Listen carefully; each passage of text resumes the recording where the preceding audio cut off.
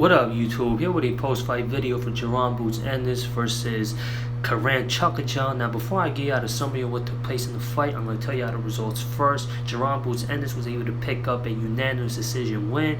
Now, I personally had the fight score a shutout in favor of Jaron Ennis, as did the official judges. They had the fight scored by a wide margin in favor of Ennis. Now, that goes to show y'all this was a one-sided fight. However, I got to give some credit to Chukhadzhian because he did make it a difficult fight for Ennis.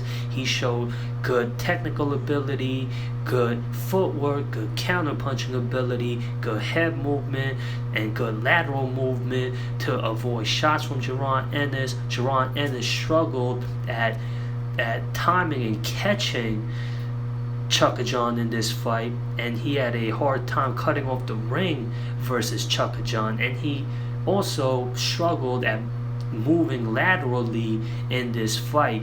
And all those flaws that he showed in the fight, I'm talking about Ennis, with him being a young and up-and-coming fighter, he's got a lot of time to make improvements on those parts.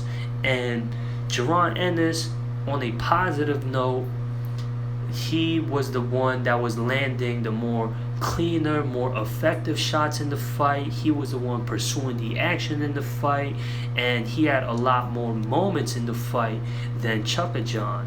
And another part that I think that would have helped Ennis in the fight was if he were to double up the jab instead of throwing single jabs, because he had a hard time setting up his offense in combinations because he couldn't catch Chukhadzhian with his jabs. And like I said, he had a hard time moving laterally, catching up to Chukhadzhian, because Chukhadzhian was maneuvering throughout the ring very well in this fight.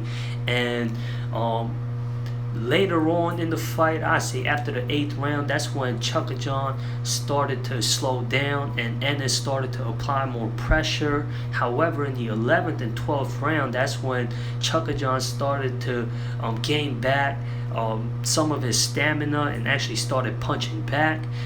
Chukhadzhian has spots here and there where he showed some success in the fight. However, Ennis had a lot more moments in the fight, and Ennis was definitely the clear winner in the fight. And Chukhadzhian, I say, is the highest quality opponent that Ennis has faced thus far since beating Lipinets 2 years ago. And I've been seeing a lot of criticism come from boxing fans, and I don't think that's fair on the part of the boxing fans, because I get it. Ennis has got a huge reputation of being a boogeyman, quote-unquote boogeyman of the sport, and he's been the top up-and-coming prospect in the sport for quite a while now, and we're used to seeing Ennis blow out his opponents in such a highlight reel way that we expect him to perform that way in every fight. And for boxing fans to say, oh, he looked at average, I mean, for a young and up-and-coming fighter, he's got time to make improvements on where he showed flaws at. And I think he's got a lot of time to make improvements to blossom to become a great fighter, because he still has a potential. He's still one of the best currently active fighters in the sport of boxing right now.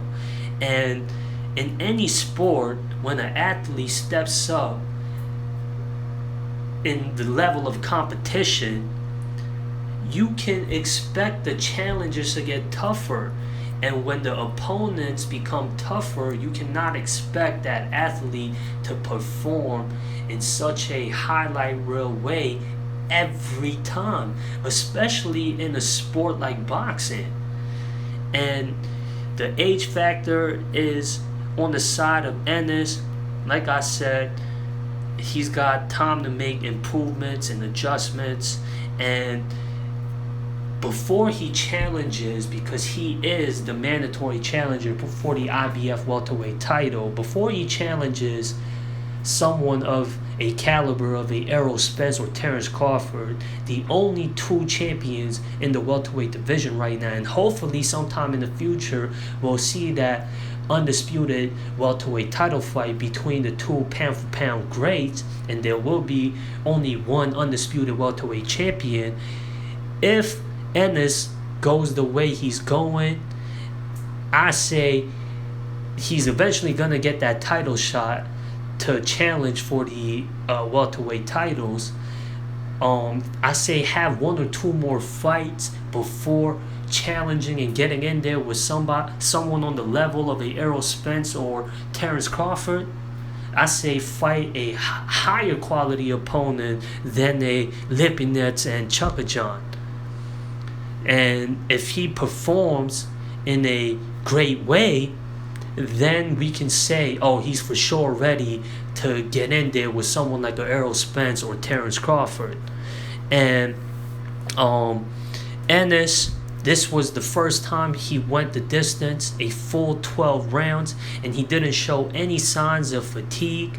So stamina isn't a question at all for Ennis. He's durable. He can go the full 12 rounds.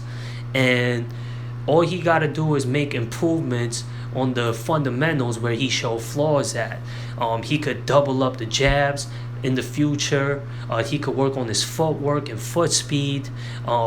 He could work on measuring the distance between him and his opponent. Like I said, set up make better ways to set up his offense and for him to throw more flurries of combinations of punches.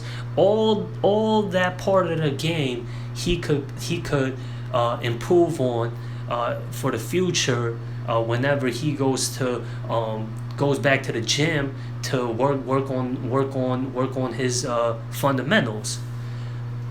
Yeah. Anyways, that's my thoughts from the fight that we saw last night between Jaron Ennis and Karan Chukhadzhian. Y'all let me know what y'all opinions are from the fight that we saw between Jaron Ennis and Karan Chukhadzhian. What's y'all post-fight thoughts? Y'all let me know in the comments. And if y'all got a post-fight video talking about what y'all saw for the fight between Jaron Ennis and Chukhadzhian, and y'all want me to check that out, I'll be more than glad to. Anyways, that does it for this video. Comment, subscribe, share, like, all that good stuff, and I'm out of here, y'all. Peace.